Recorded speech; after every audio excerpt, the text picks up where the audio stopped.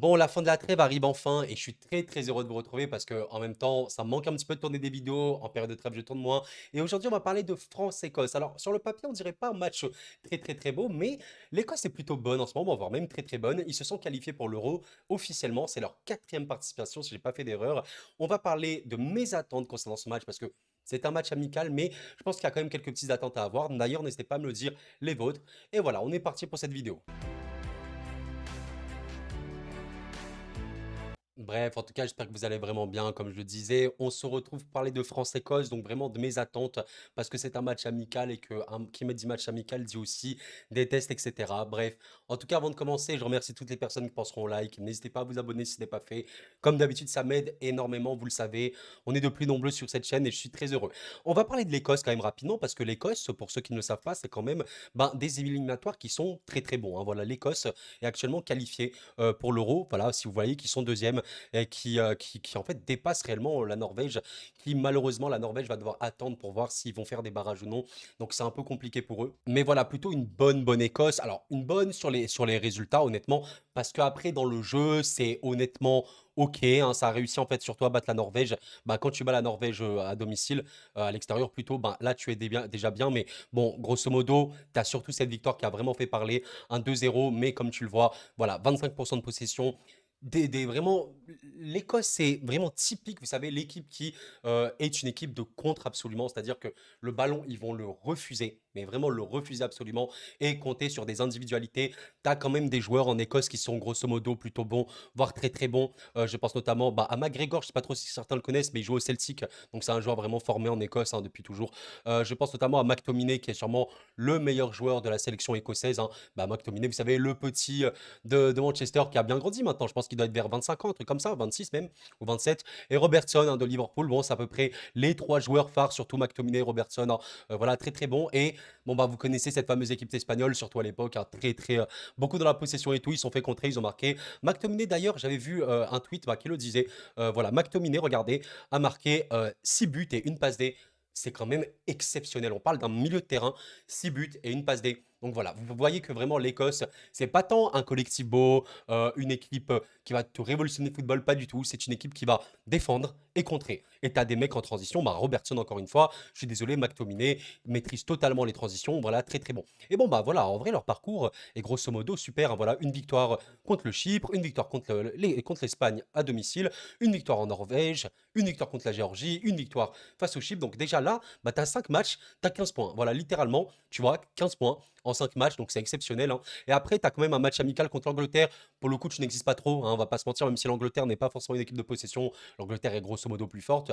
Et tu as une défaite, pour le coup, là, contre l'Espagne, où, bon, tu n'existes vraiment très très peu, tu n'as pas pu faire le coup du match aller. Et là, pour le coup, l'Espagne t'a battu. Voilà, voilà. Donc ça, c'est à peu près pour l'Écosse afin d'affronter la France. Mais l'Écosse est qualifiée. Voilà, c'est vraiment ce qu'il faut retenir. L'Écosse, les amis, c'est leur quatrième participation. Donc c'est quand même voilà, rarissime. Alors l'Écosse, sur les 3 dernières participations qu'ils ont eues, du coup, ne se sont jamais qualifiés pour les huitièmes de finale. Voilà, on en parle quand même. Donc oui, c'est pas une grosse équipe, c'est pas une grosse nation du football, mais ça fait quand même plaisir de les voir se qualifier. Même si voilà, c'est peut-être pas le football qu'on aime. Bon, maintenant qu'on a dit ça, on va quand même évoquer l'équipe de France et quelles sont mes attentes. Alors, quand même, on rappelle quand même que le groupe de l'équipe de France, vous allez voir, je pense, avec cette victoire plutôt bon, belle. D'ailleurs, je vais faire un petit mea culpa par rapport à Pays-Bas-France pendant que j'y pense. J'ai été un peu sévère par rapport à ce match, par rapport à mon débrief. Oui, je suis extrêmement heureux que la France s'est qualifiée, bien évidemment. Je suis heureux. On va jouer l'Euro. Yes, c'est super bien. Et vraiment, j'insiste, je suis très très heureux là-dessus. J'ai juste fait un petit coup de gueule dans le sens où je voulais poser un coup de gueule contre la trêve, quoi. Comme quoi, c'est saoulant et tout. Et le match en tant que tel n'était pas beau du tout, du tout, du tout, du tout, du tout, du tout, du tout. Oui, mais c'est comme ça, c'est le football de trêve, on connaît, et ça n'empêche pas que la qualification, elle est très très bonne, et je suis très heureux, bien évidemment. Voilà, et le match, s'il a à refaire et qu'on fait vraiment, enfin que le match est moche et tout, et ben c'est pas grave si on le gagne, tu vois ce que je veux te dire. En plus, les Pays-Bas, grosso modo, c'est aussi eux qui ont été très fautifs parce que à domicile, jouer comme ils ont fait, c'était très très moche. Mais bref, petite parenthèse fermée, on est là pour parler de l'équipe de France. Alors, oui, bon, tu vois, l'équipe de France sur le papier, Là où l'Écosse c'est des individualités, bon, la France aussi a vraiment des individualités, en plus de pouvoir bien, bien jouer au foot, hein, comme on l'a vu, bah, de nombreuses fois avec avec ce groupe, hein. Voilà, donc de très, très, très bons joueurs, surtout que sur le banc, bah, tu as potentiellement du Malo Gusto, hein, voilà, qui joue latéral, mais vous savez, les latéraux très modernes, hein, qui montent énormément, un peu comme Klose. Bah, tu as du Giroud sur le banc, Thuram, voilà, Fofana, bon, ça peut être discutable, mais tout, mais voilà, Pavard, Loukeba notamment, Kamavinga, Dembélé, Camara, Todibo, bon, c'est assez indécent, voilà, c'est indécent. Et en vrai, mes attentes, je vais pas vous le faire à l'envers. Mes attentes, c'est très, très, très simple. On veut voir un peu, je vais pas dire de l'expérimentation, mais un petit peu, un petit truc, un petit truc. Je me suis quand même amusé à voir quelque chose, c'est que ce match-là, ce match amical, bah, c'est actuellement le dernier match programmé pour l'équipe de France, parce qu'après, tu as tes tes dernières journées de qualification en novembre, hein, contre Gibraltar et contre la Grèce. D'ailleurs, Gibraltar, il me semble que ce sera à Nice, pas sûr de cette information, mais bon. Et du coup, bon, là, c'est un peu le dernier match amical prévu, mais évidemment, il y en aura avant l'Euro, hein. Je dis juste ça, mais il y en aura avant l'Euro. Alors, pour le coup, moi, ce que j'attends vraiment, déjà, il y a la question d'Mbappé, je l'ai vu tout à l'heure. Alors, je vais vous retrouver le tweet. Regardez Mbappé, il ne s'est pas entraîné. Apparemment, voilà, le joueur a préféré se reposer pour récupérer avec l'aval de Didier Deschamps. Il pourrait néanmoins être titulaire contre l'Écosse selon l'équipe.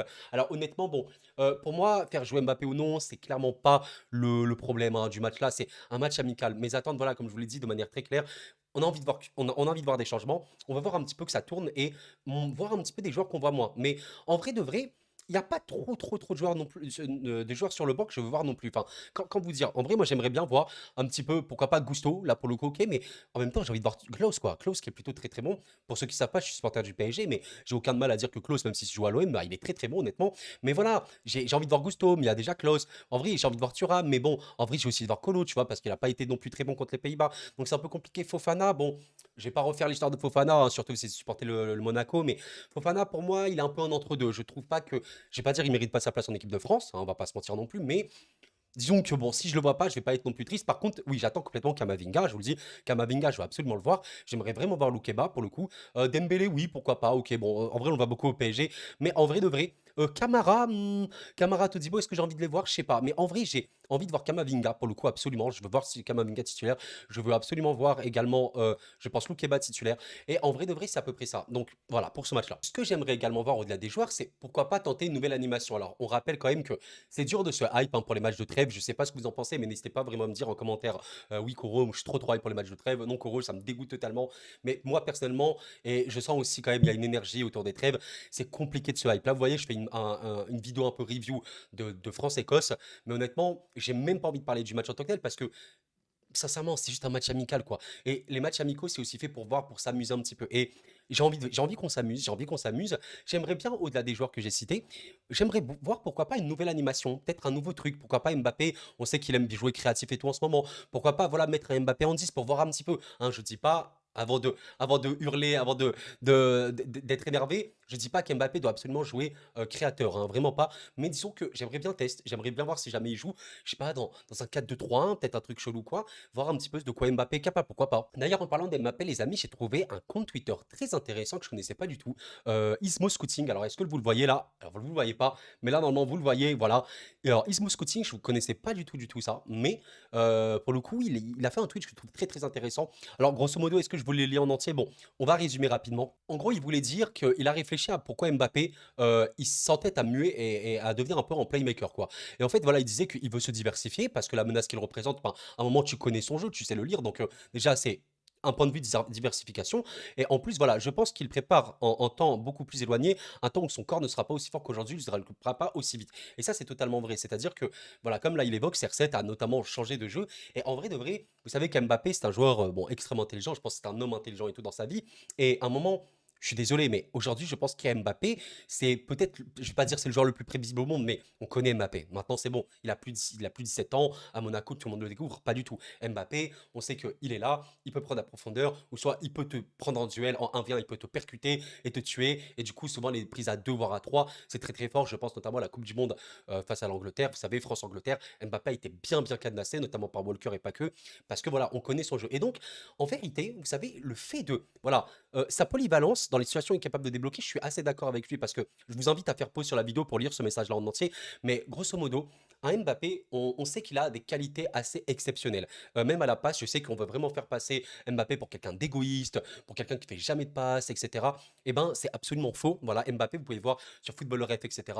C'est peut-être le mec à son poste qui fait le plus de passes progressives, qui fait le plus de passes tout court, qui a un volume de passes, un expected assist extrêmement élevé, et ce n'est pas une vanne. Et en vrai, être pas forcément numéro 10, mais être un peu plus dans le cœur du jeu, un peu plus distribuer des caviars et tout, pourquoi pas? Pourquoi pas? Parce qu'on l'a déjà vu faire plein de fois. Bon alors là, je suis en train de faire une vidéo un peu sur axée sur Mbappé, mais en vrai, c'est une de mes attentes de le voir peut-être un peu plus au cœur du jeu, un peu comme il a fait contre les Pays-Bas.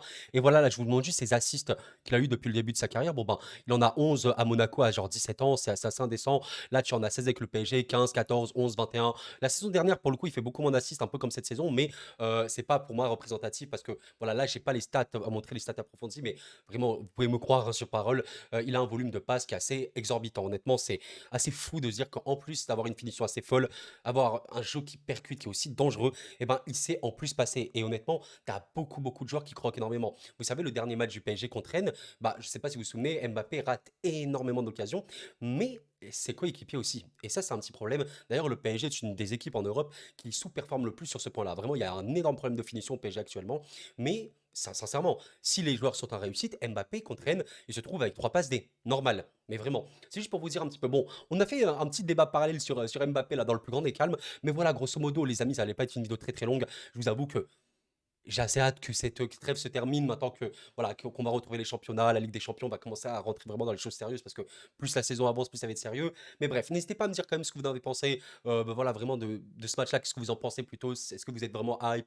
Est-ce que vous en foutez complet? Mais est-ce que vous avez vraiment une petite hype, vous savez, pour les attentes? Un petit peu, allez, on va voir de nouveaux joueurs, on va voir un nouveau système, une nouvelle animation, des nouveaux rôles, je sais pas, Mbappé, voilà, en mode vraiment 10. N'hésitez pas à me dire, voilà. Bref, en tout cas, je vous remercie d'avoir suivi cette vidéo. N'hésitez pas à liker, à commenter et à vous abonner encore une fois si ce n'est pas fait. Merci à vous. Toujours très heureux de vous retrouver à faire ces vidéos. Là, j'ai vraiment peu tourné en ce moment, ça me fait bizarre parce que la trêve, il n'y a pas grand-chose, il n'y a pas grand-chose, les amis. Et voilà, bref. En tout cas, très hâte de continuer. On va d'ailleurs commenter ce match-là, je précise au cas où, on va commenter ce France-Écosse en live, en espérant qu'il soit un peu plus footballistique, qualitatif que Pays-Bas-France. Et on se retrouve ben, mercredi, normalement. Vous avez la vidéo FAQ des 1000 abonnés, donc si tout se passe bien. Et après écoutez, le temps avancera et on arrivera tranquillement vers le prix du championnat. Et sachez que la semaine prochaine, waouh, là, vous allez avoir des lives. Là, pour ceux qui aiment les lives et tout, ceux qui aiment parler avec moi, vous allez être servis parce que la semaine prochaine, je crois, comme ça, grosso modo, de tête, on a 7 lives de prévus sur la chaîne. Oui, quasiment un par jour. Enfin, 7, ça fait un par jour en vrai, mais j'en ai 2 en un jour. Vous comprendrez, je posterai un planning. Bref, en tout cas, merci d'avoir suivi la vidéo, les amis. Prenez soin de vous et la paix sur vous.